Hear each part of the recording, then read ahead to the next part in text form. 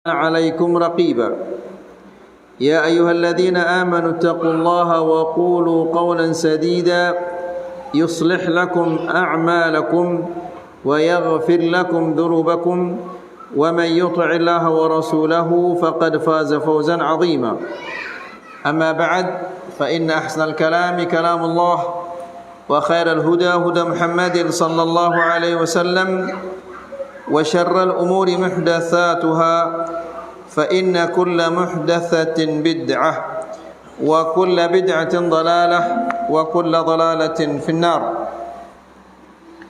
Ikhwani wa akhwati fid din, a'azzakumullah. Di pertemuan yang sebelumnya, yang terakhir kita menyampaikan tentang hal-hal yang harus dihindari oleh orang-orang yang akan berkorban, yaitu dia tidak boleh memotong rambutnya, tidak boleh memotong kukunya, dan tidak boleh juga menyobek kulit-kulit yang kering. Dan kita mengatakan bahwa itu bagi orang yang berkorban, bukan bagi orang yang dilibatkan dalam pahala korban atau keluarganya, tapi dia sendiri kepala rumah tangga yang akan berkorban itu dia yang tidak boleh memotong rambutnya, kukunya, kemudian menyobek kulit-kulit yang kering. Sekarang kita masuki az-zakah, bukan az-zakah. Kalau zakat itu zakat. Zakah itu artinya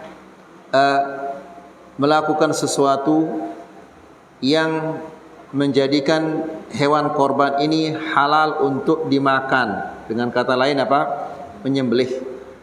Zakah bukan zakah. Ya.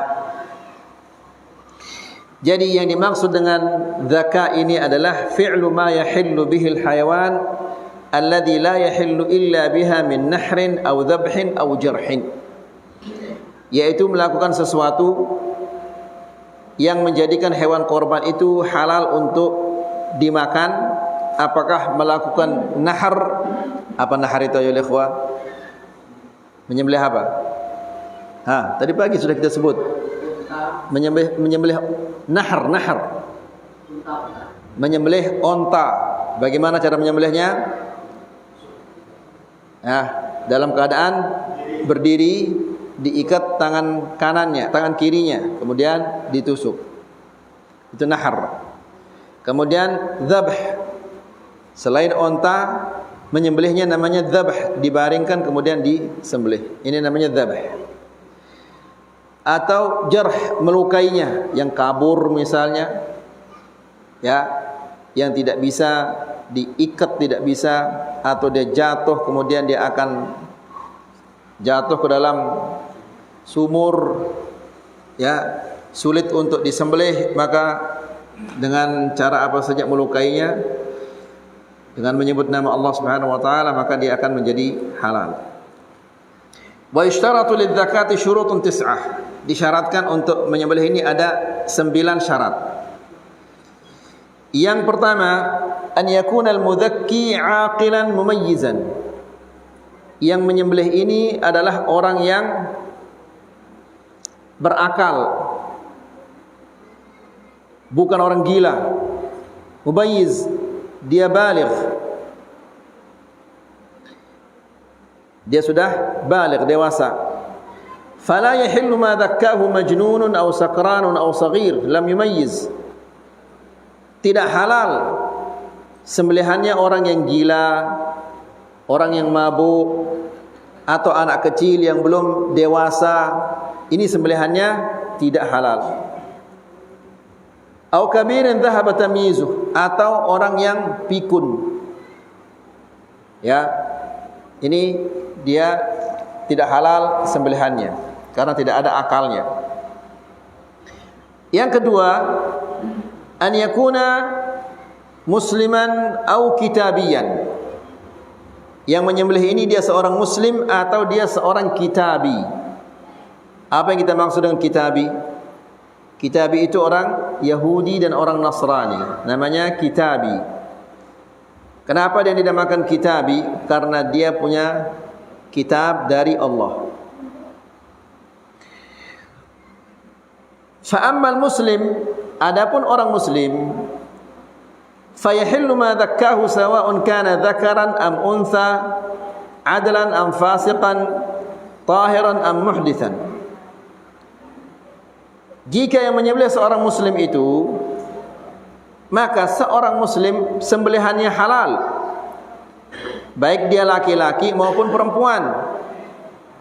Ya, dia fasik atau dia adl, tidak fasik, orang yang saleh. Dia suci atau dia muhdits.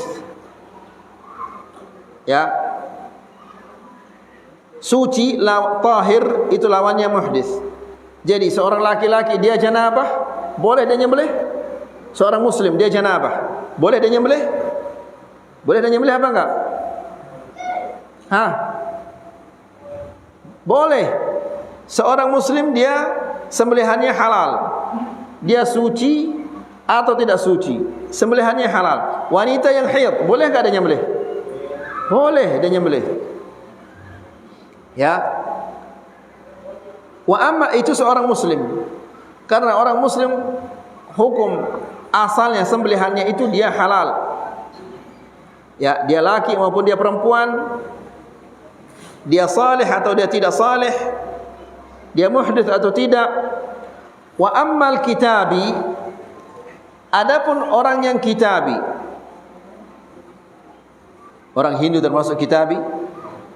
Hah? Orang Hindu. Baik. Seorang Hindu, kalau seandainya dia nyembelih dengan mengatakan bismillah, boleh dia makan sembelihannya? Hah? Tidak boleh, dia orang Hindu, dia bukan kitabi. Tapi seandainya antum, bapak-bapak, saya undang antum semua untuk ngopi di rumah saya, boleh apa enggak?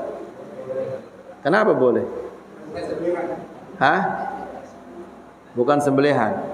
Ya. Wa ammal kitabi fayahillu ma dzakkahu sawa'un kana abuhu wa ummuhu kitabaini am la. Orang kitabi sembelihannya itu adalah halal. Ibu bapaknya kitabi atau tidak, itu halal. Wa qad ajma'a al-muslimun ala hilli ma dzakkahu al-kitabi. Kaum muslimin sepakat bahwa yang disembelih oleh orang kitabi itu halal. Ya, karena Allah berfirman, wa ta'amul ladzina utul kitaba hillul lakum, dan makanannya ahlul kitab, makanan termasuk sembelihannya. Sembelihan ahlul kitab halal bagi kalian. Ya, jadi antum mau ke negara yang Nasrani, negara Yahudi, makan lah dah enak Ustaz. Itu urusan dah enak, itu urusannya antum, itu bukan hukum itu. Ya, hukumnya adalah dia halal, sembelihannya, makanannya halal. Rasulullah sallallahu alaihi wasallam kan sering dikasih hadiah oleh siapa? Oleh orang-orang Yahudi. Ya, bahkan Nabi sallallahu alaihi wasallam ketika dia akan meninggal dunia, ya, dia mengatakan dia rasa sakit di belakangnya. Dia mengatakan ini adalah pengaruh racun yang ditaruh oleh seorang wanita Yahudi. Diundang dia untuk makan apa? Kambing panggang. Sama orang Yahudi. Ya. Jadi makanannya orang ahlul kitab, orang Yahudi dan Nasara itu adalah halal. Walianna Nabi sallallahu alaihi wasallam akala min syatin ahdatha lahu imra'atun yahudiyyah. Nabi sallallahu alaihi wasallam pernah memakan kambing panggang yang diberikan oleh seorang wanita Yahudi. Wa akala min khubzi sya'irin wa ihalati sanikhah da'ahu ilaihima Yahudi. Dan Nabi sallallahu alaihi wasallam diundang oleh seorang Yahudi untuk makan khubz syair, roti gandum yang kalau bahasa Sasaknya dicolet, bahasa sini apa? Telak. Ya. Kalau kita biasanya pakai keju, pakai selai, pakai madu. Kalau Rasulullah SAW diundang apa? Makan roti gandum, tapi yang jadi apa tadi? Coletannya itu ihalah sanikha. Minyak yang kalau yang sudah dipakai itu. Ya, namanya ihalah sanikha. Jadi itu dimakan. Baik.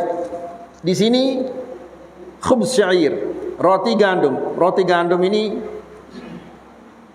tidak perlu dinyembelih.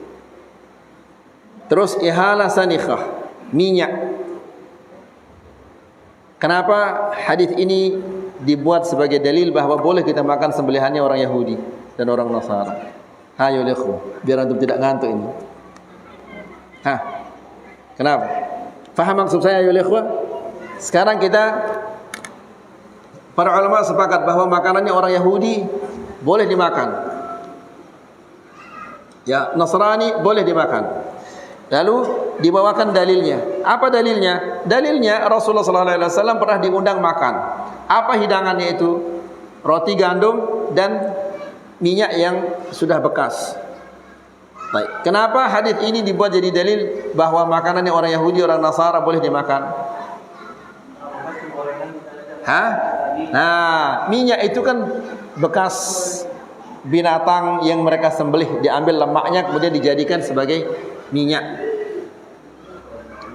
Ya, ini menunjukkan bahwa sembelihannya orang Yahudi dan orang Nasara boleh dimakan. Wa amma sa'iru ahli kitab, wa amma sa'irul kuffar ghair ahli kitab, fala yahillu ma dhakkauhu.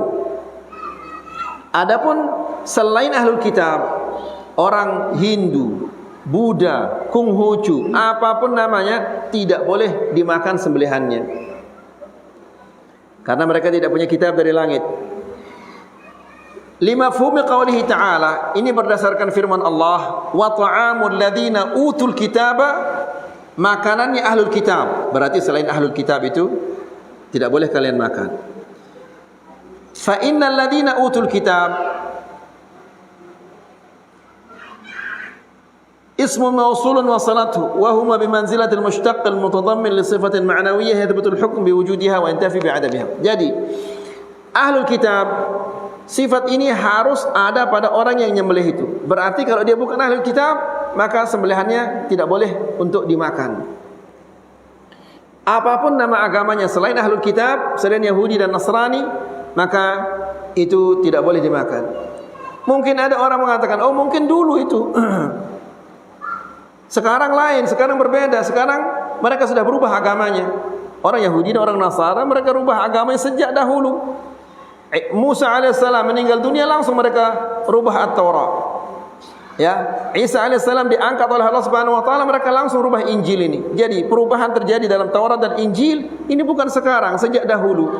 Namun meskipun demikian, Allah Subhanahu wa taala tetap mengatakan wa ta'amul ladzina utul kitaba hillul lakum. Makanannya ahlul kitab itu halal bagi kalian. Al-Imam Ahmad mengatakan, la a'lamu ahadan qala bi khilafih. Saya tidak mengenal ada orang yang mengatakan selain demikian. Maksudnya ini semua para ulama mengatakan demikian. Illa an yakuna sahib bid'ah. Kecuali yang mengatakan demikian itu ahli bid'ah. Yang mengatakan tidak boleh kita memakan makanannya orang Yahudi dan orang Nasara, ini dia pelaku bid'ah. Kalau pelaku bid'ah ya kita tidak heran kalau dia mengatakan demikian. Wa naqala al-ijma' alaihi al-Khazin fi tafsirih. Wa ala hadha fala yahillu ma dhabahu asy-syu'iyyun wal musyrikun. Maka dengan demikian tidak halal sembelihannya orang komunis. Ya, dan orang-orang musyrik, orang yang menyekutukan Allah, orang yang minta di kuburan, ya, orang yang menganggap wali ini bisa mengatur ini, wali ini bisa berbuat seperti ini. Orang-orang musyrikin seperti itu, yang menyamakan Allah dengan makhluknya, sembelihannya tidak halal untuk dimakan. Kemudian wala yahillu ma dhabahu tarikus shalah. Nah, perhatikan sekarang ayo lihat. Dan tidak halal sembelihannya orang yang meninggalkan salat. Kalau antum tahu orang ini tidak pernah sholat, jangan jangan disewa dia untuk menyembelih. Jangan kasih dia nyembelih. Ya, karena sembelihannya orang yang tidak sholat itu tidak boleh. Li'annahu kafirun 'ala al-qaul as-sahih. Karena orang yang meninggalkan sholat itu kafir menurut pendapat yang paling benar. Sawa'un taraka tahawunan am jahdan liwujubiha. Dia tinggalkan sholat itu karena mengentengkan, karena dia malas, atau karena memang dia mengingkari kewajibannya, tetap sembelihannya tidak boleh dimakan. Ya. Wala yalzamu as-su'al 'amma dhabahu al-muslim aw al-kitabi, kaifa dhabahu. Dan kita tidak perlu bertanya ketika kita diberikan makanan oleh orang Yahudi atau orang Nasrani atau orang Muslim, tidak perlu kita bertanya bagaimana cara kamu menyembelihnya. Ya, tidak perlu. Wa hal sama alaihi aw la. Tidak perlu juga kita nanya, apakah kamu pakai nama Yesus Kristus ketika kamu menyembelihnya? Tidak perlu ditanya itu. Jadi seandainya antum misalnya kemana? Ke Eropa, masuk ke California fried chicken, makan sudah. Tidak usah bertanya. Rasulullah SAW ketika diundang makan oleh orang Yahudi, dia tidak bertanya, apakah kalian menyebut nama Allah atau menyebut nama Musa ketika kalian menyembelihnya? Tidak ditanya itu. Ya. Bal wala yanbaghi li'anna dhalika min at-tanattu' fi ad-din. Dan itu tidak sepantasnya untuk dilakukan karena ini merupakan tanattu', sikap berlebihan di dalam beragama. Berdasarkan hadis Aisyah radhiyallahu taala anha, ada sekelompok orang datang kepada Rasulullah sallallahu alaihi wasallam dan mengatakan, "Inna qauman ya'tunana bilahmin." Ya Rasulullah, kami diberikan daging oleh suatu kaum, dibawakan daging oleh suatu kelompok. La nadri adzakaru smallahi alaihi am la. Kami tidak tahu ketika mereka menyembelihnya mereka sebut nama Allah atau tidak. Faqal sammu alaihi antum wa kuluh. Kalau kalian tidak tahu, kalau kalian ragu-ragu, ya kalian sebut nama Allah kemudian makan dia. Bismillah. Kemudian makan dia. Ya.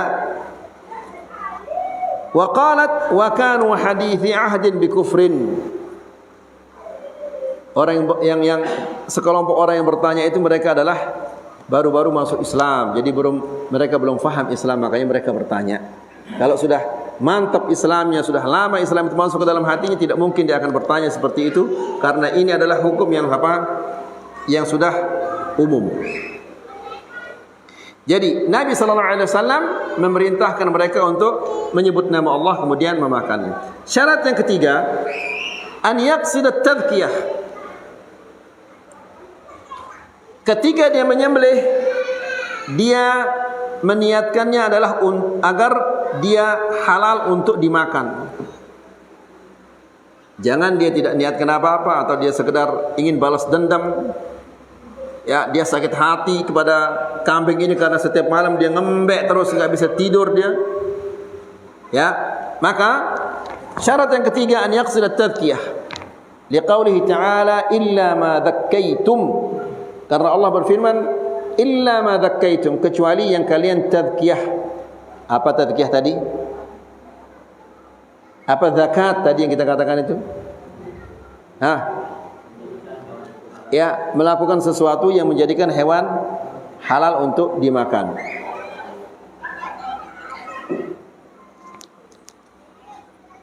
Yang keempat, alla yakuna adh-dhabhu li ghairillah. Jangan sampai dia menyembelih karena selain Allah.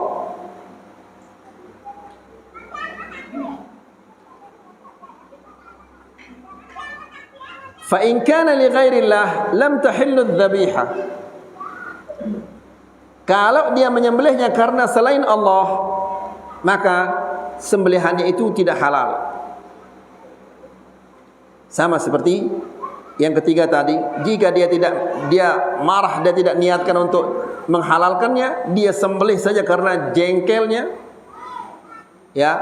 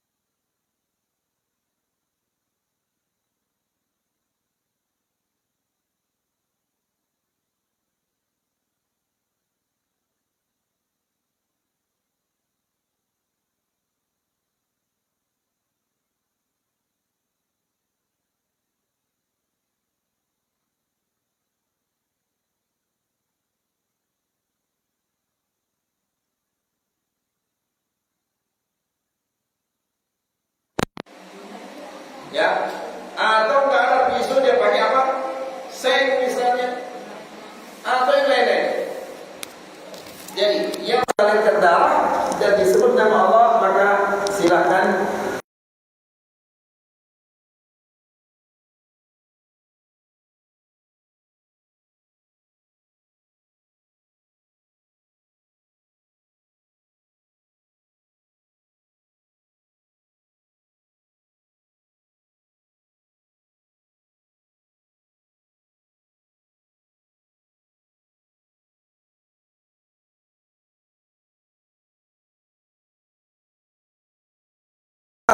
Karena Allah berfirman, wala ta'kulu, dan jangan kamu makan mimma lam yuzkar ismullahi alaih, dari hewan yang tidak disebut nama Allah ketika menyembelihnya.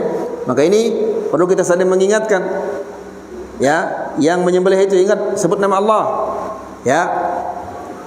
Wala farqa baina an yatruka ismallah amdan ma'al ilmi aw nasyan aw jahla. Tidak ada bedanya dia sengaja tidak menyebut nama Allah, atau dia lupa, atau dia jahil. Ya, karena ayat ini umum, tidak membedakan antara orang yang lupa, orang yang jahil. Ya, wa li anna an-nabiy sallallahu alaihi wasallam ja'ala at-tasmiyata syartan fil hilli Karena Nabi sallallahu alaihi wasallam menjadikan menyebut nama Allah ini adalah syarat. Salat syaratnya apa? Salat apa syaratnya? Wudu. Kalau seseorang dia tidak wudu, bolehkah dia salat? Tidak boleh. Demikian juga menyembelih ini, syaratnya adalah apa? Menyebut nama Allah, menyembelih. Dia tidak sebut nama Allah, berarti sembelihannya itu tidak halal. Ya, walaupun dia menyembelihnya dengan pisau yang tajam, dengan etika yang diajarkan oleh Rasulullah sallallahu alaihi wasallam, tapi tidak menyebut nama Allah, maka sembelihannya itu tidak halal. Wa idza kana al-mudzakki akhras la yastati'u an-nutq bit-tasmiyah. Kalau seandainya yang menyembelih ini orang bisu, dia tidak bisa menyebut bismillah. Cukup dia sekedar menggerak-gerakkan mulutnya, baca bismillah. Kemudian dia menggerak-gerakkan mulutnya, ya, maka kita dapat memastikan bahwa dia menyebut nama Allah Subhanahu wa taala. Tapi kalau seandainya lain dia sebut, itu urusannya dia dengan Allah Subhanahu wa taala. Kita menghukumi zahirnya saja. Ya fulan, sebut nama Allah, sebut bismillah. Okay. Ya. Ya sudah, itu bismillahnya dia karena dia bisu. Ya. Kemudian Allah Subhanahu wa taala berfirman, "Fattaqullaha mastata'tum." Bertakwalah kepada Allah Subhanahu wa taala semampumu. Dia mampunya hanya mengatakan demikian, maka jangan kita memaksanya.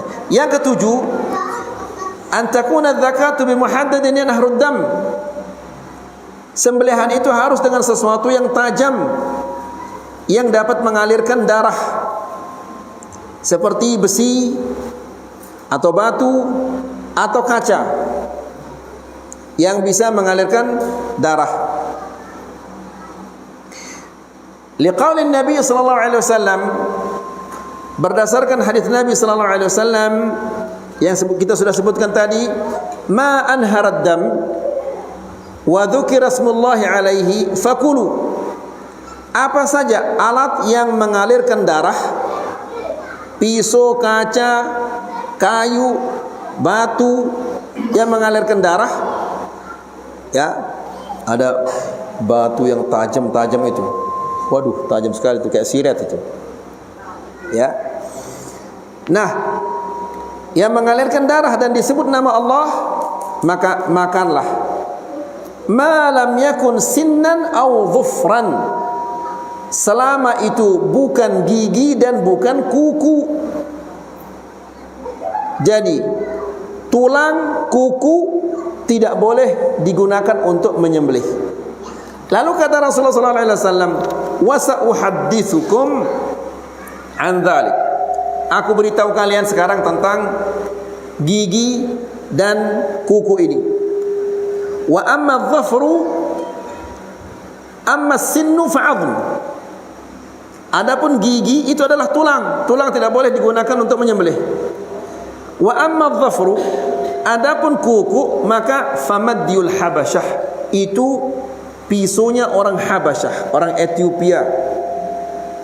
Ya, ini tasyabbuh bil kuffar.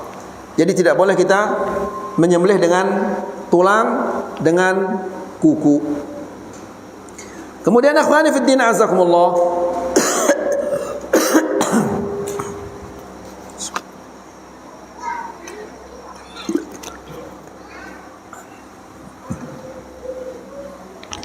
fa in azhaqa ruhuha bighairi muhaddadin lam tahil. Kalau hilang nyawanya, hilang dengan selain benda yang tajam, seperti misalnya dicekek, ya, atau dia tercekek sampai dia mati, atau disetrum pakai listrik sampai dia mati, ya. Nah, kalau dia sudah mati dia menjadi bangkai. Tapi seandainya masih ada gerakan-gerakannya sedikit, dia masih bergerak, meronta-ronta, berarti ini dia masih ada apa? Nyawanya. Ya. Kalau masih ada nyawanya, antum cepat-cepat bismillah Allahu akbar, halal jadinya. Ada ayam ditabrak sama motor. Apa? Ngerepek-ngerepek dia. Ngerepek bahasa sasak ini. Meronta. Ya. Dia sudah melitik-melitik. Nah, antum ambil pisau, bismillah, Allahu Akbar, disembelih, halal dia.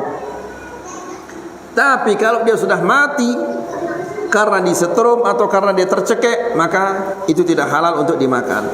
Allah Subhanahu wa taala berfirman, "Hurrimat 'alaikumul maitatu wad-damu wa lahmul khinzir wa ma uhilla li ghairillah wal munkhaniqah." Dan yang tercekek ini haram untuk dimakan. Wal mauqudah, yang dipukul atau disetrum. Wal mutaraddiyah, yang jatuh. Wan natihah, dan yang saling apa? Tanduk. Wa ma akala sab'u, dan apa yang dimakan oleh binatang buas. Illa ma dhakkaitum, kecuali kalian mendapatkannya masih ada sisa-sisa nyawanya, kemudian bismillah kalian cepat-cepat sembelih, dia halal jadinya. Jelas ini ayo ikhwah. Jangan mengatakanlah was-was saya. Itu was-was itu bukan hukum. Was-was itu perasaannya antum. Antum was-was, fulan enggak was-was. Ya. Jadi seandainya ada kambing jatuh dari atas, terus dia meronta-ronta, ambil pisau cepat-cepat, bismillah, Allahu Akbar. Ya, atau sapi jatuh di got, sudah kelepek-kelepek, cepat-cepat ambil pisau, bismillah, Allahu Akbar, sampai dia di got itu, enggak jadi masalah, halal dagingnya. Kemudian akhwani fi din azakumullah, yang ke-8,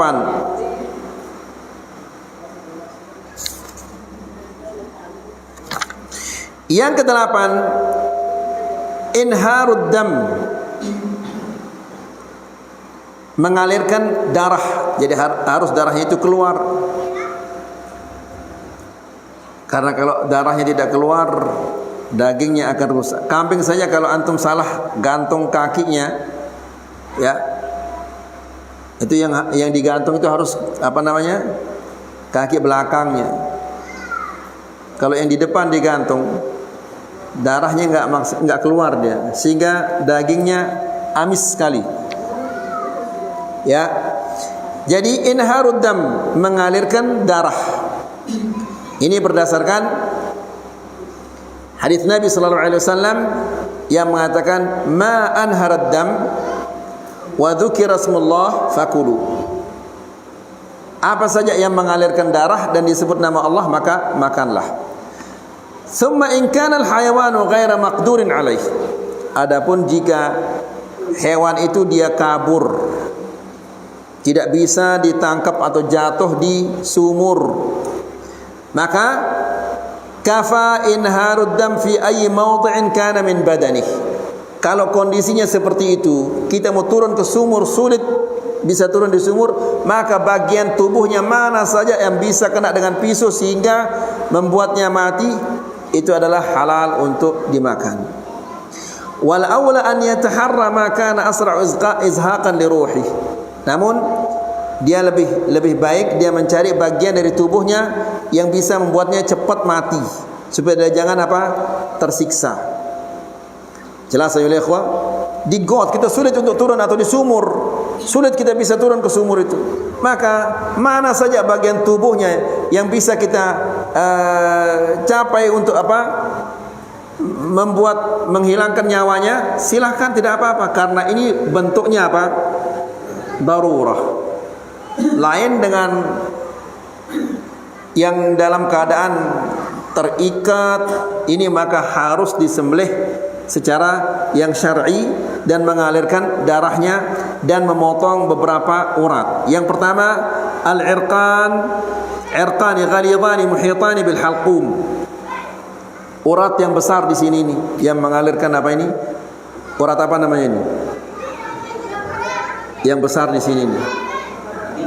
Urat nadi, masuk urat nadi di sini. Yang besar di sini nih. Ini mengalirkan darah ini. Itu yang harus terpotong. Kemudian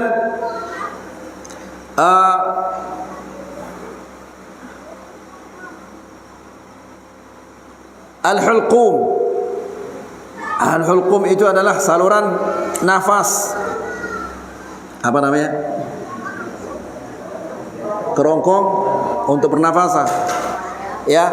Kemudian saluran makanan. Apa namanya?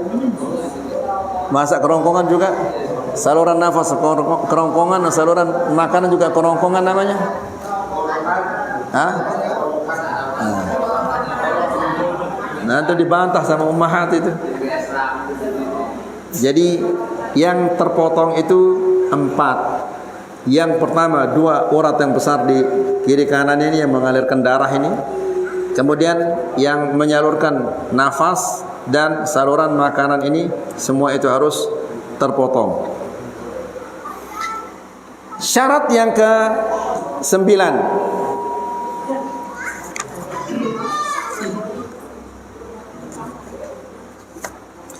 Syarat yang ke-9, an yakuna al-mudhakka ma'dhunan fi zakatihi syar'an.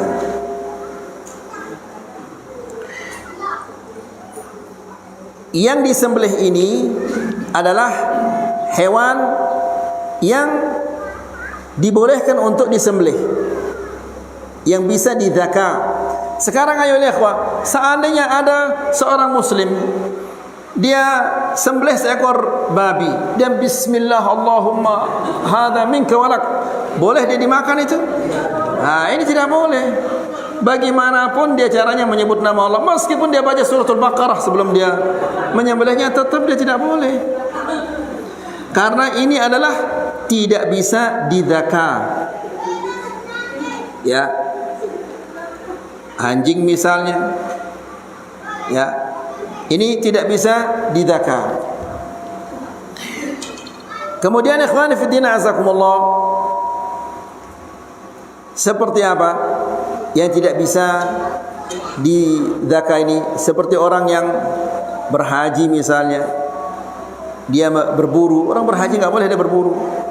Atau hewan yang haram kita makan, dia menyebut nama Allah, ini juga sia-sia, karena dia tidak bisa apa? Tidak bisa dizaka. Jadi hewan yang diperintahkan kita untuk membunuhnya, ini tidak boleh dimakan. Hewan yang dilarang kita untuk membunuhnya, juga kita dilarang untuk memakannya. Ya, seperti kodok, kita dilarang untuk membunuhnya, yang nggak boleh dimakan. Ular diperintahkan kita untuk membunuhnya, yang nggak boleh dimakan. Yang diperintahkan untuk dibunuh dan dilarang untuk dibunuh, dua-duanya tidak boleh untuk dimakan. Ini sudah terahim ini. Demikian juga yang tidak boleh yang tidak bisa dizaka adalah yang dicuri. Ini hatta dia mengatakan bismillah Allahu akbar Allahumma hadza minka walak, dia sembelih tapi dari hasil curian, ya tetap dia tidak halal. Kemudian ikhwani fi din azakumullah, etika menyembelih. Ya. Yang pertama adalah istiqbalul qiblah. Hadap ke kiblat. Yang selalu ditanyakan sama Pak Capsek ini. Ini sekedar etika saja. Istiqbalul qiblah. Al-ihsanu, yang kedua, al-ihsanu fi tadkiyatiha. Yang kedua, menyembelih dengan baik. Ya. Menyembelih dengan baik itu maksudnya adalah menggunakan alat yang tajam. Ya, dan menyembelihnya dengan cepat. Jadi sekali turun seret, langsung dia sudah mati. Jangan santai-santai sambil berbicara. Ya, menyembelih atau sambil megang HP menyembelih. La ilaha illallah. Ini tersiksa menyiksa orang. Itu tidak boleh. Karena Nabi sallallahu alaihi wasallam mengatakan, "Innallaha katabal ihsan ala kulli syai'." Allah Subhanahu wa taala memerintahkan kita untuk berbuat baik kepada segala sesuatu. Fa idza qataltum, kalau kalian membunuh, fa ahsinul qitlah, bunuhlah dengan baik. Bunuh yang baik itu adalah dengan qisas. Sekali qisas, celup. kepalanya melayang. Tapi kalau ditembak, mungkin 2 menit kemudian baru dia mati. Kesakitan dia. Ya. Kemudian kata Rasulullah, wa idza dzabhtum fa ahsinu dzibhah. Apabila kalian menyembelih, maka baik-baiklah cara menyembelih. Bagaimana menyembelih dengan baik? Wal yuhid ahadakum syafratah. Hendaklah dia asah pisaunya.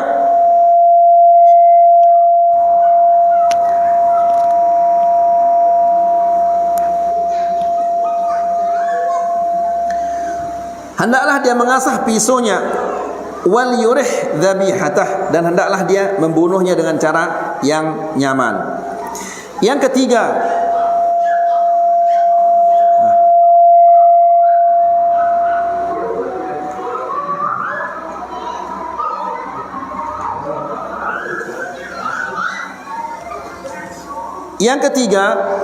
adalah yaitu menyembelih onta dengan cara berdiri, mengikat tangan kirinya, dan yang lain-lain disembelih dengan cara berbaring. Dan disunnahkan untuk meletakkan kakinya di leher hewan yang akan disembelih. Yang keempat, qat'ul hulqum wal mari ziyadatun ala qat'il wadajain. Menyembelih 4 saluran yang tadi, memotong 4 saluran yang tadi, 2 urat yang besar, kemudian saluran pernapasan dan saluran makanan.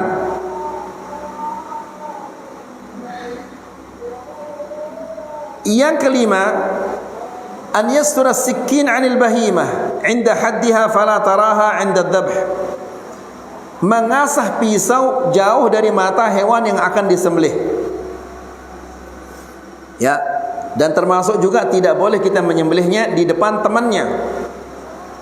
Ya, jangan mengasah pisau itu di depan hewan yang akan dikorban, atau kita menyembelihnya di depan kawannya. Ya, itu tidak boleh ayyuhal ikhwah, karena itu adalah membunuhnya 2 kali. Yang keenam adalah an yukabbira 'inda tasmiyah, an yukabbira Allah Ta'ala ba'da tasmiyah. Dia menyebut Allahu Akbar setelah menyebut bismillah. Jadi bismillah Allahu Akbar. Ya. Kalau dia aqiqah, dia mengatakan ya Allah aqiqatu fulan, aqiqahnya si fulan. Ya, atau korbannya si fulan. Itu mustahab, dianjurkan. Kalau tidak juga tidak apa-apa. Ini yang ketujuh, an yusammi 'inda dzabhil aqiq al-udhiyah wal aqiqah man hiya lahu ba'da tasmiyah. Disunnahkan juga menyebut yang punya aqiqah atau yang punya korban sebagaimana kita sebutkan tadi, ya Allah ini adalah aqiqahnya fulan, ya Allah ini adalah korbannya si fulan. Kemudian hal-hal yang makruh yang harus dihindari oleh orang yang akan menyembelih. 2 menit aja bisa insyaallah. Hal-hal yang perlu dihindari oleh orang yang akan menyembelih, yang pertama antakuna bi'alatin kallah. Tidak boleh dia menyembelih dengan pisau yang tumpul, apalagi yang congang-congang itu. Ini menyiksa namanya ini. Kedua, yang harus dihindari an yahudda alat dzaka wal bahimatu tanzur. Harus dihindari ini. Ya. Jangan dia mengasah di saat hewan yang akan disembelih itu akan disembelih. Jadi ini merupakan kesempurnaan agama kita, agama Islam. Hewan saja tidak boleh kita sakiti, masa manusia boleh dibom? Ya. Yang ketiga, an yudzakkil bahima wal ukhra tanzur ilaiha. Tidak boleh juga, yang ini harus dihindari, yaitu menyembelih dan kawannya melihat. Ini harus dihindari. Tidak boleh itu. Itu namanya menyiksa. Dan yang kelima, an yaf'ala ba'da at-tadhkiyah ma yulimuha qabla zuhuq, mithlu an yaksira 'unuqaha wa yasriqaha. Kemudian melakukan hal-hal yang menyakitkan setelah dia disembelih dan sebelum hilang nyawanya. Ya, misalnya dia masih meronta-ronta, dipotong ekornya, Ya, biasanya banyak orang-orang begitu, oh, Bismillah Allahu Akbar disembelih, dia masih merontak-rontak, langsung biji pelernya itu dipotong untuk bikin nasi goreng katanya. Semua itu adalah haram, itu tidak boleh ayyuhal ikhwah. Ya, ini 4 perkara yang harus dihindari oleh orang yang akan menyembelih. Maka dengan demikian kajian kita berkaitan tentang korban ini sudah selesai. Semoga ini bermanfaat, semoga bisa menambah keimanan kita dan ketakwaan kita kepada Allah Subhanahu wa taala, dan semoga ini bisa menambah pengetahuan kita tentang agama kita yang kita cintai. Ini adalah agama Islam yang telah disempurnakan oleh Allah Subhanahu wa taala. Wa sallallahu ala nabiyina Muhammad walhamdulillahi rabbil alamin.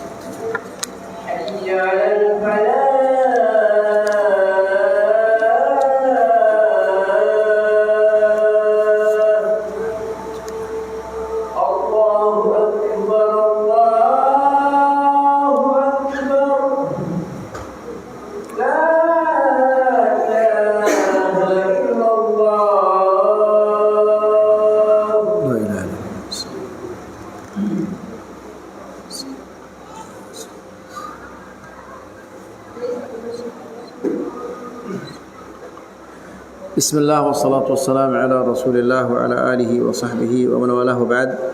Jika ada pertanyaan berkaitan tentang materi yang kita sampaikan tadi ini yang mau ditanyakan, kalau saya bisa jawab saya jawab, kalau tidak bisa saya katakan wallahu a'lam. Ada apa pertanyaan ya ikhwah? Nah.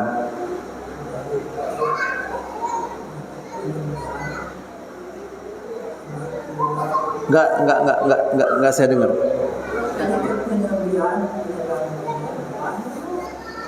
Kebetulan saya sendiri tugas di daerah minoritas di timur hampir kebetulan saya di sana sebagai tugas sepakat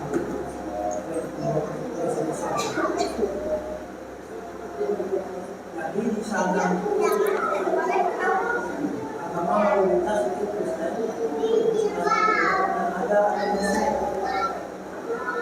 Jadi kalau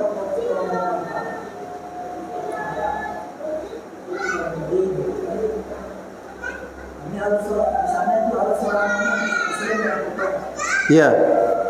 Yang punya hewan orang non Muslim, yang menyembelihnya orang Muslim. Ya. Ya. Kemudian yang menjadi masalah alatnya dipiring itu yang saya yang mana kalau kalah saya bisa. Iya. Bisa hewan itu tetap saya sendiri. Iya. Kemudian yang menjadi di sana yang pertama di sana tidak ada pemerintah atau paspor itu yang membeli. Ini disuruh anak buahnya kalau jadi Jadi sudah jelas kalau yang punya hewan adalah orang non muslim, yang nyembelihnya muslim gak jadi masalah. Kemudian masalah piringnya itu, ya, antum tidak lihat dia menggunakannya untuk minum khamr atau untuk yang lain-lainnya, maka seperti yang tadi, sebutlah nama Allah Subhanahu wa taala kemudian makan sebagaimana kata Rasulullah sallallahu alaihi wasallam tadi. Ya. Bejananya antum tidak lihat, tidak boleh antum bertanya, ini piringnya pernah dipakai untuk minum makan babi atau enggak? Ini gelasnya pernah dipakai minum khamr atau tidak? Enggak perlu ditanyakan itu. Ya, antum sebut nama Allah kemudian makan. Kemudian yang disembelih oleh pendeta ini adalah halal karena agamanya adalah agama apa? Kitabi. Ya, dia orang kitab, ahlul kitab. Ahlul kitab sebagaimana kita katakan tadi, sembelihannya itu adalah halal. Wallahu taala a'la wa a'lam. Nah, ada lagi yang lain ya, ikhwan? Ya.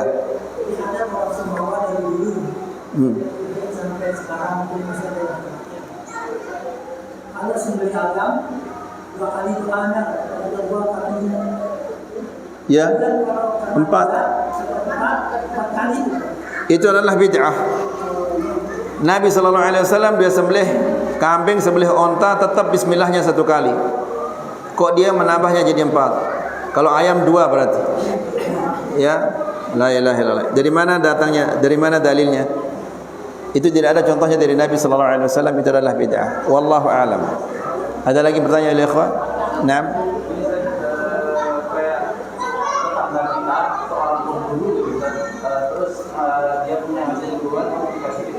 Ini pertanyaan ini. Ini pertanyaannya Pak Ustaz, bagaimana jika berburu dengan panah atau nembak? Ya, jadi katakanlah Bismillah kemudian tembak. Ini kan kita tahu Islam kalau yang berburu ini orang yang tidak melaksanakan sholat. Ya. Gimana hukum lagi yang dikasih kita? Dia tidak sholat. Orang tidak sholat nggak boleh makan sembelihannya. Dia tidak sholat. Dia sengaja atau tidak sengaja, kalau tidak sholat tidak boleh dimakan sembelihannya. Demikian juga buruannya. Ya, wallahu alam. Karena orang yang tidak sholat itu dia Muslim, pasti dia mengatakan Bismillah. Dia bukan Yahudi, bukan Nasrani. Dia Muslim, tapi karena dia tidak sholat, sembelihannya tidak boleh dimakan. Demikian juga orang yang minta-minta dikubur. Ya. Orang-orang yang minta dikubur pasti dia mengatakan Bismillah, tapi sembelihannya tidak boleh dimakan. Wallahu a'lam. Nah, Ini bagaimana masalahnya kalau urat yang besar tidak terpotong? Apakah sakit saat sembelihannya itu? ya kalau yang 2 di sini belum terpotong, salah satu belum terpotong, dia masih hidup, dia lari-lari ke sana kemari.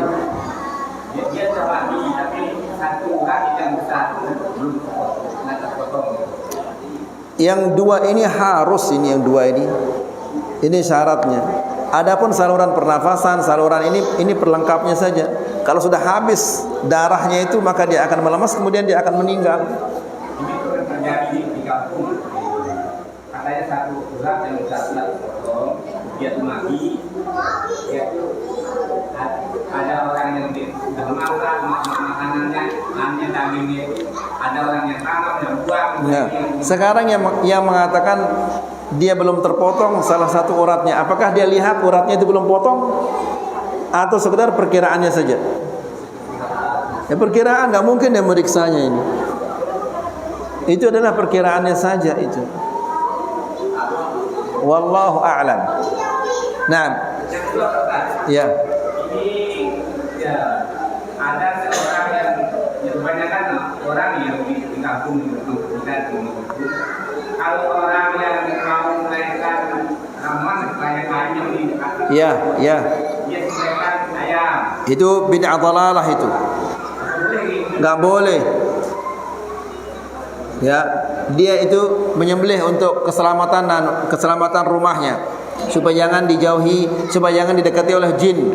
Kalau dia meyakini bahwa jin itu bisa mendatangkan manfaat dan mudarat, itu adalah dosa besar, syirik akbar, bisa keluar dari Islam orangnya. Sembelihannya tidak boleh dimakan kalau keyakinannya seperti itu. Sama dengan orang yang menyembelih di jenazah enggak boleh. Ya, kalau dia bersyukur kepada Allah Subhanahu wa taala, panennya banyak hari tahun ini. Kemudian dia bersyukur kepada Allah Subhanahu wa taala, kemudian dia sembelih seekor ayam. Ayo kita makan bareng-bareng. Enggak jadi masalah. Tapi ini biasanya di Lombok itu supaya tanamannya dijaga oleh jin, dijaga oleh binatang-binatang buas, darahnya dicecer di pinggir-pinggir sawah. Di sini juga begitu. Ya. Kalau niatnya adalah untuk menjaganya dari syaitan dan yang lainnya, itu tidak boleh dimakan.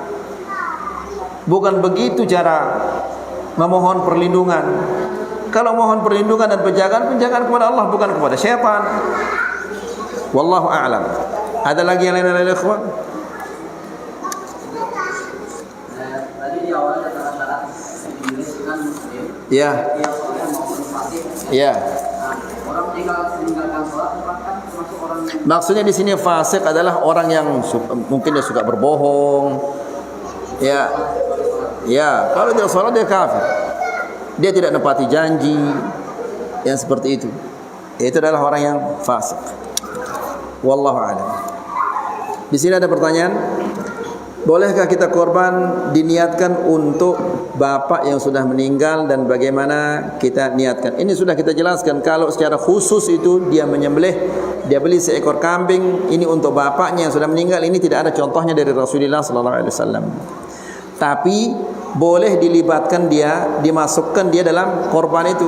Misalnya dia mengatakan ketika dia menyembelih, dia mengatakan, ya Allah, ini korbanku dan korban keluargaku.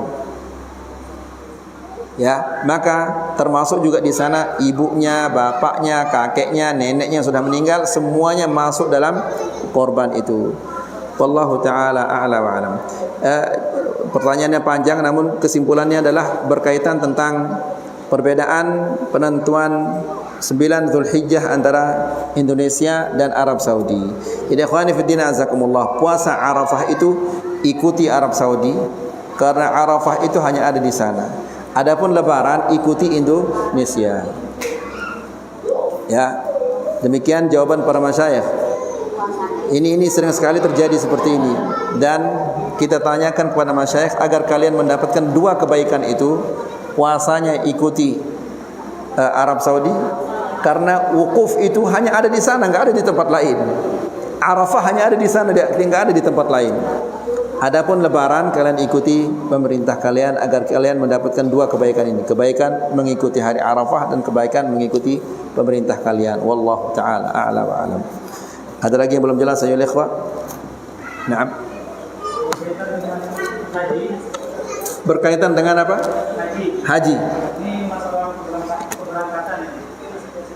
Kemarin ada saya yang berangkat, kemudian ada seorang ustaz yang azan dan berobat di depan itu. Pak Ustaz ini pulang gitu. Dia tukang azannya, lalu saya tanya di tempat lain, memang ada contohnya nih, yang tidak tahu juga. Tapi dia azan. Dia tidak tahu apa-apa, cuma dia azan dan juga mengikuti. Jadi juga di sini lah tempat saya momen yang paling tepat. Pertama, sudah? Azan itu adalah pengumuman bahwa waktu telah tiba. Apakah waktu sudah tiba di saat itu? Lalu untuk apa dia azan? Kedua, qamat.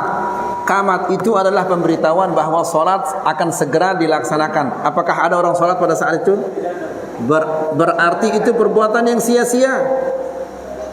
Yang ada Rasulullah sallallahu alaihi wasallam ketika dia akan musafir, ada orang musafir, dihampirilah dia oleh Rasulullah sallallahu alaihi wasallam. Kemudian Rasulullah sallallahu alaihi wasallam mendoakannya, astaudi'ukallah dinaka wa amanatak wa khawatima a'malik. Lalu orang yang musafir itu mengatakan, astaudi'ukallah alladzi la tadhi'u wadai'ah. Itu yang ada dari Rasulullah sallallahu alaihi wasallam. Adzan, iqamah itu tidak ada contohnya dari Rasulullah sallallahu alaihi wasallam sama sekali. Dan itu tidak cocok. Masa orang pergi musafir diazankan? Azan itu untuk orang yang akan melaksanakan sholat dan pemberitahuan bahwa waktu sholat telah tiba. Kalau qamat untuk orang yang akan sholat, sementara dia tidak akan sholat, untuk apa diazankan? Iya, itu tidak ada contohnya dari Rasulullah sallallahu alaihi wasallam. Ya. Dan itu adalah bid'ah. Nasallallahu salam al-afiyah. Seharusnya antum tanyakan mana contohnya dari Rasulullah sallallahu alaihi wasallam. Kan Nabi sallallahu alaihi wasallam mengatakan, "Khudhu anni manasikakum." Ambil dari aku tata cara kalian berhaji. Ya. Ini sudah dicontohkan oleh sahabat sejak Nabi sallallahu alaihi wasallam keluar dari kota Madinah kemudian menuju ke Mekah, Arafah, Mina, semua dicontohkan oleh Rasulullah sallallahu alaihi wasallam. Tidak ada di antaranya adzan ketika dia keluar dari pintunya. Ya. Kemudian kalau di Lombok dia mundur caranya, ya ikhwan. Ya, mundur caranya. Seperti itu. Ya. Kemudian nanti kalau dia pulang dari Mekah, nggak boleh dia langsung ke rumahnya, tapi tidur di berugak dulu. Ya, disiksa orang padahal dia sudah rindu sama istrinya. Disiksa, disuruh dia jangan tidur di rumah dulu, harus tidur di berugak dulu. La haula wala quwwata illa billah. Wallahu taala a'lam wa a'lam. Ada lagi yang lainnya ya ikhwan? Naam.